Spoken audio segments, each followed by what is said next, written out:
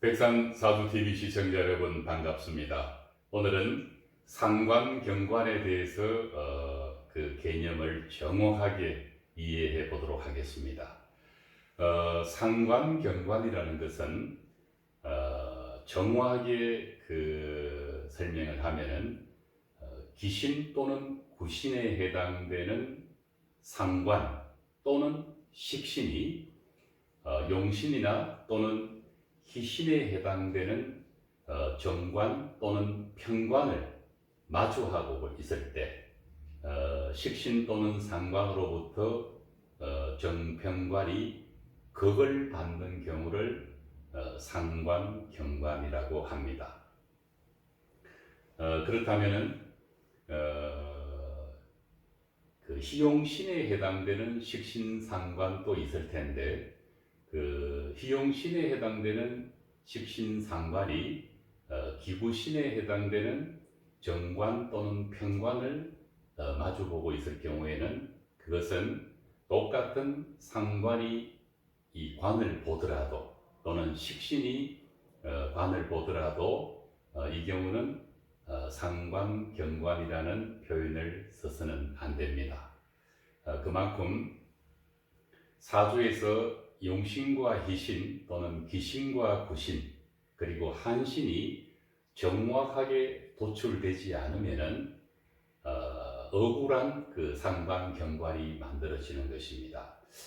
전통적으로 십성을 지칭할 때 상관이라는 것은 이 상하게 한다는 글자가 붙어 있습니다.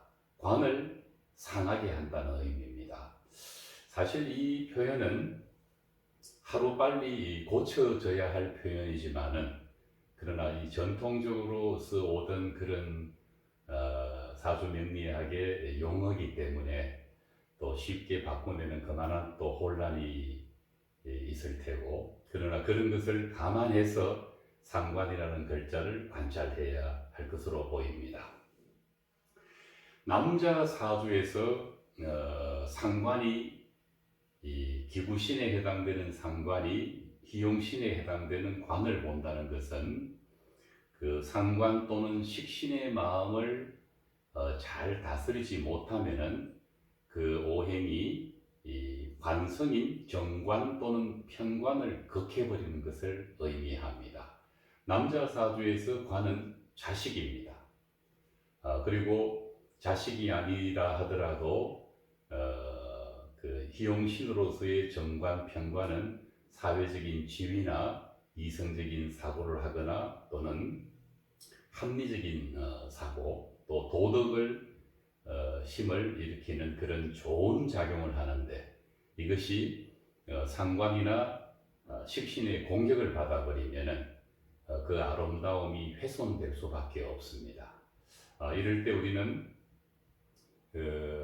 이 식신 또는 상관이 정관 또는 편관을 극해버림으로 인해서 관의 아름다움을 제대로 쓸 수 없다는 것을 분명히 알 수가 있는 것입니다. 남자 사주에서는 특히 상관경관의 구성을 갖추고 있는 사람이라면은 자식을 대할 때 좀 더 유연한 사고를 가지지 않으면은 극을 받는 자식 입장에서는 매우 곤혹스러워질 수밖에 없습니다.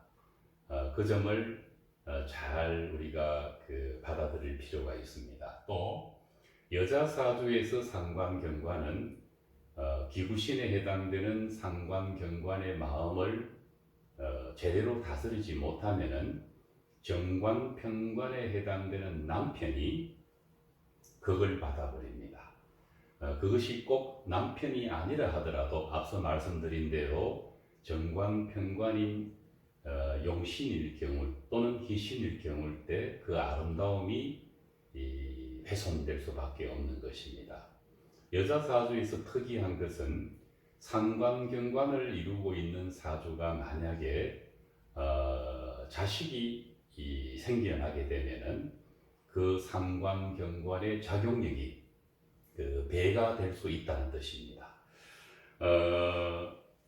일반적으로 상관경관이라는 것은 다시 말씀드리면은 식신과 또는 상관이 편관 또는 정관을 극하는 경우입니다.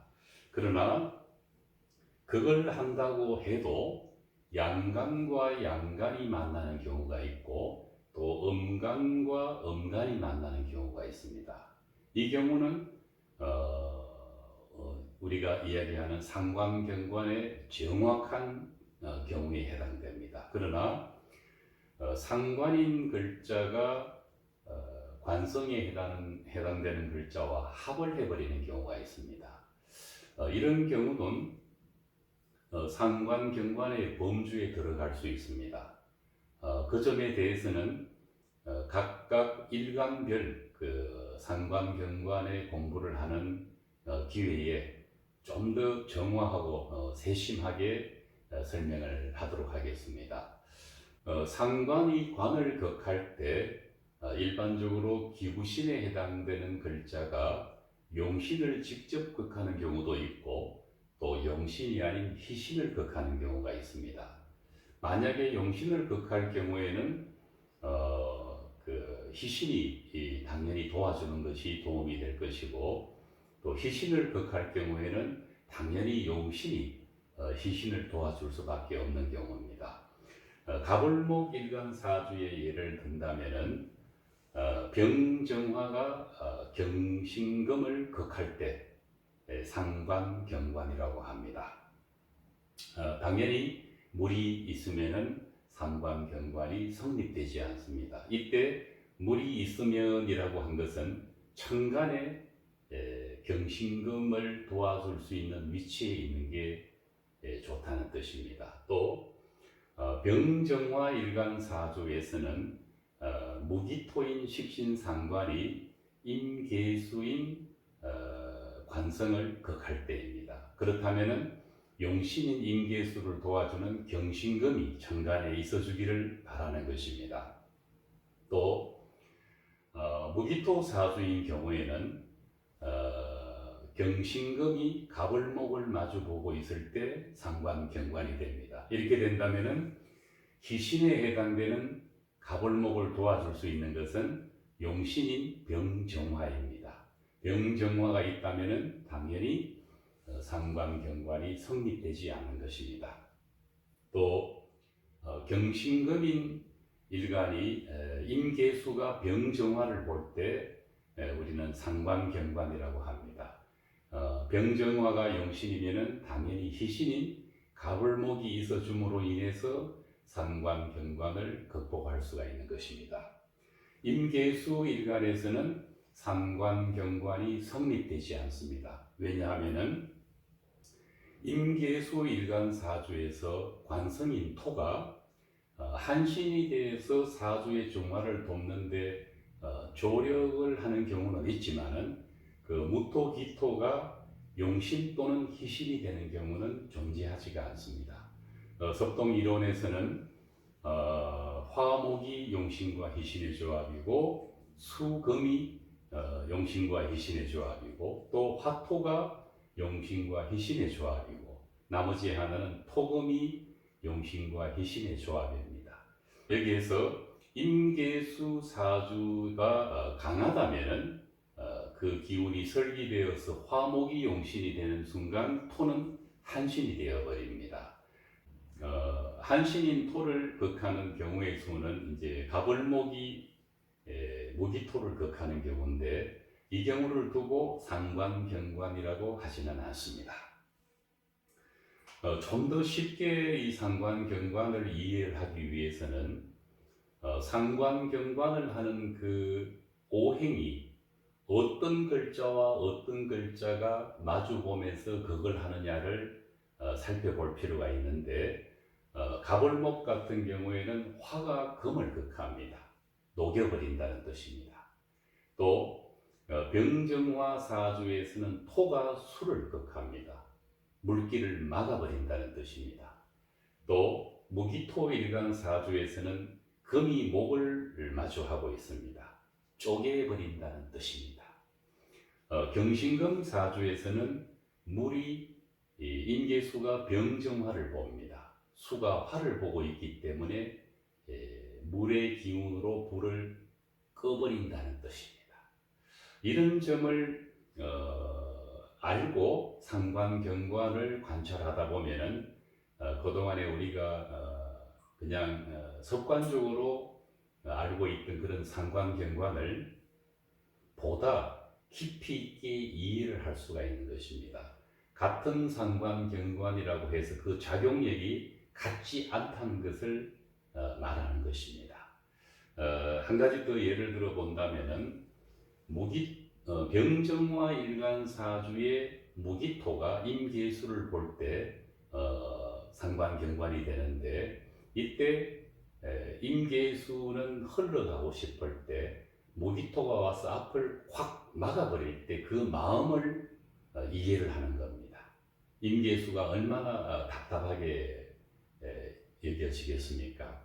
이것을 우리가 읽어내는 것이 진정한 의미의 상관경관의 이면에서 작용하는 그런 오행작용인 것입니다. 그렇기 때문에 앞서 말씀드렸듯이 용신과 희신을 정확하게 도출해내지 못한다면 이 상관경관은 오직 기구신이 희용신을 극할 때 나타나는 현상입니다. 그래서 희용, 기구, 한신의 도출이 잘못되면은 어떤 경우에는 억울한 상관경관도 만들어질 수 있다는 것입니다. 상관경관이 아닌데 상관경관이 되어버리는 것입니다. 어떤 분들은 이런 질문을 합니다. 주로 천간에서 지지를 극하고 있을 때나 또는 지지에서 천간을 극하고 있을 때를 계두절각이라는 고전의 용어를 불러와서 극이 됩니까? 되지 않습니까? 라고 질문을 하는 경우가 있습니다. 극이 되지 않습니다. 천간과 지지에서는 극의 관계가 성립되지 않습니다. 오직 천간에서 갑을병정 무기경신임계의 그 십간이 수가 토를 화를 극하고 있는지, 토가 수를 극하고 있는지, 화가 금을 극하고 있는지를 살피는 것이 중요합니다. 만약에 사주 원국의 지지에서 상관경관이 충을 하면서 일어난다면은 그것은 어떻게 볼 것인가? 일반적으로 우리가 천간에서 일어나는 것은 가시성이 높습니다. 숨겨지지가 않고 감추어지지가 않는 어떤 마음작용입니다. 그러나 지지는 천간의 그러한 성향에 비해서는 엄적이기 때문에 비록 사주에서 상관경관이 작용한다 하더라도 천간에서 드러내지 않는다면은 다행일 수도 있다는 것입니다. 그러나 지지에서 상관경관의 그 작용력 자체가 일어나지 않는다는 의미는 아닙니다. 드러나지 않을 뿐이라는 뜻입니다. 그리고 이제 주의해야 될 점은 상관경관이 일어나는데 양과 양간이 만났을 때나 음과 음간이 만났을 때가 그 작용력이 우선한다고 했습니다. 거기에 비해서 양간과 음간이 만나서 합을 하거나 또는 음간과 양간이 만났을 때 반극을 하는 경우가 있습니다. 그러나 반극을 하는 경우도 극을 하는 글자를 돕는 양간의 글자가 온다면은 오히려 더 강한 상관경관의 작용력이 일어날 수도 있습니다. 또 합을 이룬다고 하지만은 합을 이룬다고 하더라도 원리는 똑같습니다. 합을 하고 있는 양간 외에 같은 음간의 오행이 온다면은 극작용은 일어날 수밖에 없습니다. 극을 받는 글자인 용신의 입장에서는 그 천간에서 이 도와주는 희신이나 용신의 글자가 와서 있다면 이미 그것은 상관경관이 성립되지 않습니다. 또 천간에서는 상관의 극을 받고 있지만은 극을 받는 관성을 도와주는 글자가 지지에 비교적 잘 발달되어 있다면은 그 뿌리가 없는 것보다는 낫습니다. 그렇다고 해서 상관경관이 일어나지 않는다는 의미는 아닙니다. 천간에서도 극을 받는 용신이 희신을 만나거나 극을 받는 희신이 용신이 희신을 만나거나 희신이 용신을 만난다면 좋겠지만은 또 지지에서도 그 용신과 희신을 도와줄 수 있는 용신의 근, 그 뿌리가 지지에 있다는 것이 분명히 없는 것보다는 매우 다행한 일이라고 할 수 있습니다.